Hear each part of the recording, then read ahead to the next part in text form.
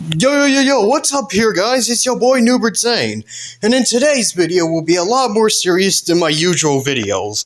So if you know this FNAF YouTuber named Puggo's Pizzaria, here, let me show you him right quick. So basically, this is Puggo's Pizzaria.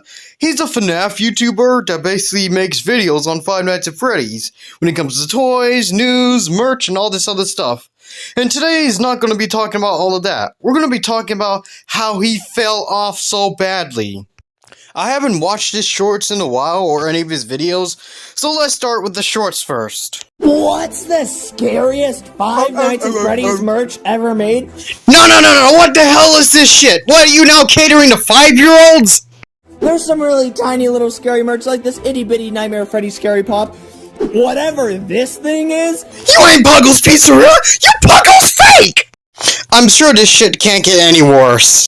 Here, let's check out another short that he made. What's the smallest Five Nights at Freddy's merch ever made? 3 foot tall jumbo FNAF plush. But then it gets smaller from there. Like the 1 foot tall Santa Freddy plushie. Then the Sanchi plushies, which are almost a foot tall. Then you move down. Dude, this is not the smallest merch ever. You went from big to small. You should have just said big to small in the title. And I am sure having to cater to these goofy-off 5-year-olds must have taken all of his brain cells away. And in all honesty, I'm praying that I'm watching the wrong YouTube channel. What's the most expensive Five Nights at Freddy's action figure ever made? Finally, unlike the last two shorts, it's an okay video. Like Lefty, and the entire FNAF 2 wave is worth a lot of money. Certain special location figures like Funtime Freddy are expensive, and Ennard is so expensive because he's so cool. Bob is an extremely expensive exclusive figure, and Jack Chica is one of the priciest figures ever made. But the glow-in-the-dark Foxy figure is the rarest Five Nights at Freddy's action figure ever made. But do you know? Yeah, I sped up the video because I felt like it, but in all seriousness, that glow-in-the-dark Foxy figure does not glow in the dark. Like, look at this shit! That does not glow in the dark! That looks like a regular Foxy figure if he wasn't recolored. Shit looks actually faker than the Kardashians right now.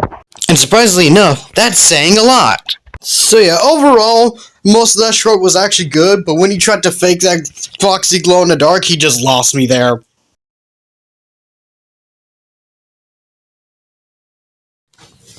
Now let's talk about the main topic of the video. I said I wasn't going to goof off, but I kind of did. Some of y'all might have already clicked off by now, but you missed out. But anyways, here's the main part of the video. We're going to be talking about who Puggo's Pizzaria is and how he became to be. Now, Puggo's Pizzaria is kind of unknown when he started his channel, but if I was to approximate it, I would roughly say 2017, 2016. Over time of doing the channel, he has accumulated over 100,000 subscribers, and I'm not sure if he got his silver play button yet for reaching 100,000, but if I was to take a guess, since it was like a few months ago when he reached it, he probably would have gotten it at least by now. Correct me if I'm wrong in the comment. But I mean, throughout this guy's run on YouTube, he has been into controversial after controversial after controversial after controversial after controversial. He's been in so much controversy, heck, he's probably been in more than EDP has ever been. And that's just saying a lot, because this guy's actually a FNAF YouTuber and not a Minecraft YouTuber.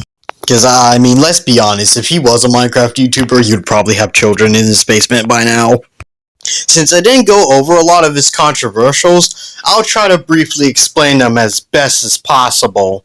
So yeah, let's start off with the basics of his controversy. So, back in the day, he was beefing with this, I think now gone, FNAF creator named Wolfie Wolf.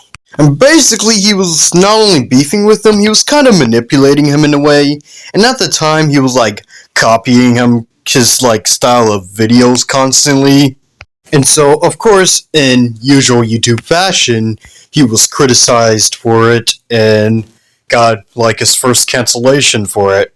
And while he's now friends with this next guy, at first he was beefing with him, and he goes by the name of Slypie the Lolbit. Now, his first controversial that he was in, and this was pretty recent, I can't call the time when, can you tell it in the comments? Well, like, what happened was he was criticizing FNAF fan games and calling them lame and unoriginal, and even mocking the creators, causing him to get backlash again, like in YouTube fashion.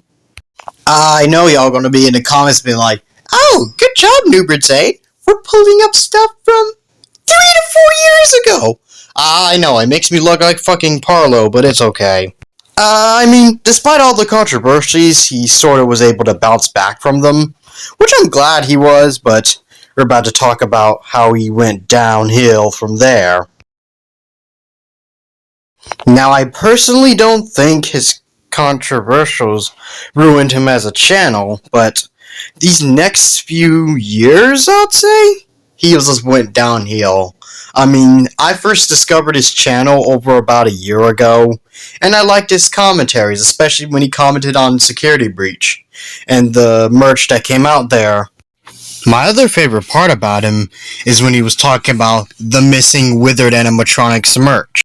The only animatronics merch they made is of that faceless fuck named Withered Bonnie, and it was a mystery mini. But in all honesty, that's besides the point. The point is, ever since, at least a few months ago, I've seen that Puggo's uploads weren't very inconsistent. They were more focused towards shorts, like I showed you at the beginning of the video. Now, I mean, to be fair, at least he would, let you know ahead of time when he's posting a long-form video on his Discord server. You should join it sometime. And if you become a member of his channel, at certain points you might be able to see videos early. Well, just as a whole, it's not Puggo's fault, obviously, but just as a whole, I know people has been talking about this, but YouTube Shorts is becoming a dumpster fire, you know what I'm saying? And I mean, it's not Puggo's fault for having bad YouTube Shorts. YouTube Shorts is kind of a dumpster fire and has been just trashy lately with the milking of stuff like Skibbity Toilet and Digital Circus. So yeah, don't just think this video is a problem with Puggo's Pizzaria. It's kind of a problem with YouTube as a whole, but I just happened to talk about Puggo's Pizzaria as a specific example of what I think a YouTube channel that has just downfell ever since converting to YouTube Shorts 90% of his content.